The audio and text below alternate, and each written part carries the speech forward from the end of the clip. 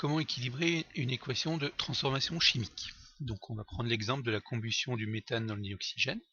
Donc une équation, on utilise les formules brutes, donc le méthane CH4 va réagir avec le dioxygène, donc de formule O2, et donc si la réaction est complète, on va former du dioxyde de carbone CO2 et de l'eau H2O. Donc il faut faire le point entre ce que l'on a au départ, donc les molécules que l'on a au départ ici qui vont réagir, c'est ce que l'on appelle les réactifs. Et puis ce que l'on obtient à la fin ici, les molécules qu'on obtient à la fin, que l'on va appeler donc les produits. Donc ici, le dioxyde de carbone et l'eau. Donc il faut, d'après ce que nous a dit Lavoisier, que l'on ait la même chose et en même quantité parmi les réactifs et parmi les produits. Donc si on commence parmi les réactifs, on a une molécule de méthane, donc CH4, c'est-à-dire donc on dispose donc de un atome de carbone, C, et de 4 atomes d'hydrogène, H. Et puis, dans la molécule de dioxygène O2, eh ben, on a 2 atomes d'oxygène O. Donc on fait le même bilan de l'autre côté parmi les produits. Donc parmi les produits, on a pour le moment une molécule de dioxyde de carbone et une molécule d'eau, c'est-à-dire donc un atome de carbone dans la molécule de dioxyde de carbone. On a en atome d'hydrogène, il n'y en a que dans la molécule d'eau, il y en a 2 dans une molécule d'eau, donc 2 atomes d'hydrogène, H. Et puis pour l'oxygène, O, il y en a 2 dans la molécule de dioxyde de carbone et 1 dans la molécule d'eau, ce qui nous fait au total 3 atomes d'oxygène. Alors maintenant, on voit bien que pour le carbone, tout va bien, on a un atome de chaque côté, mais pour l'hydrogène et pour l'oxygène, ça ne va pas. Alors, il va falloir s'arranger pour qu'il y ait la même chose de chaque côté, donc on dispose pour le moment de 4 atomes d'hydrogène, il n'en a pour le moment que 2 de l'autre côté, mais ça veut dire qu'avec 4 atomes d'hydrogène ici, au lieu de fabriquer une seule molécule d'eau, on va pouvoir fabriquer 2 molécules d'eau.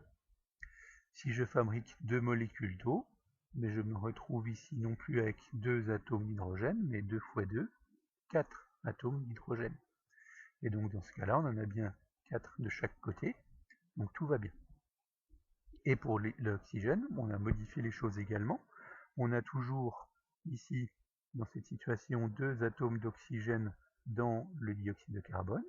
Et on forme maintenant 2 molécules d'eau qui contiennent chacune un atome d'oxygène. Donc 2 molécules d'eau, 2 atomes d'oxygène. 2 plus 2, ça veut dire que maintenant on a au total, non plus 3, mais 4 atomes d'oxygène. Mais ça ne va toujours pas, puisque on a 4 atomes d'oxygène parmi les produits, ici, mais on n'en a que 2 au départ. On ne peut pas former 4 atomes d'oxygène si on n'en a que 2 au départ. Donc, ce qui veut dire qu'il nous faut qu'on s'arrange pour avoir ici 4 atomes d'oxygène au départ, et donc pour ça, on va devoir avoir 2 molécules de dioxygène. Donc cette fois-ci, on aura bien 4 atomes d'oxygène de chaque côté, et donc l'équation est maintenant équilibrée. Et donc on sait que lors de cette réaction, il faut 2 fois plus de dioxygène que de méthane pour que cette réaction se fasse normalement. Et on sait également qu'on va former autant de dioxyde de carbone que de méthane, et on va former 2 fois plus de molécules d'eau que de méthane, ou autant de molécules d'eau que de dioxygène. On peut prendre un autre exemple, l'exemple de la formation de l'ammoniac à partir du diazote N2, donc qui réagit avec le dihydrogène H2, pour former de l'ammoniac NH3. Donc si on fait le point, donc toujours pareil, ici on a les réactifs qui sont le dihydrogène et puis le diazote, et on a ici un seul produit qui est l'ammoniac. Donc si on fait le bilan actuellement tel que c'est écrit, on a donc 2 atomes d'azote dans la molécule de diazote et on a 2 atomes d'hydrogène dans la molécule de dihydrogène.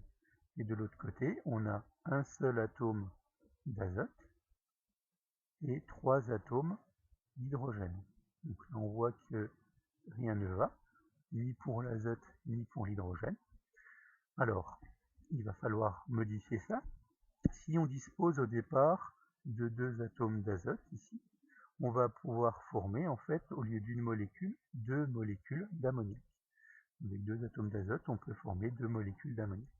Si on fait ça, on aura bien du coup maintenant 2 atomes d'azote, et donc ce sera OK pour les atomes d'azote. Pour former ces 2 molécules d'ammoniac, il va nous falloir 2 fois 3, c'est-à-dire en fait 6 atomes d'hydrogène. Et 6 atomes d'hydrogène, pour le moment on ne les a pas, puisque actuellement, tel que c'est écrit, on n'a que 2 atomes d'hydrogène au départ.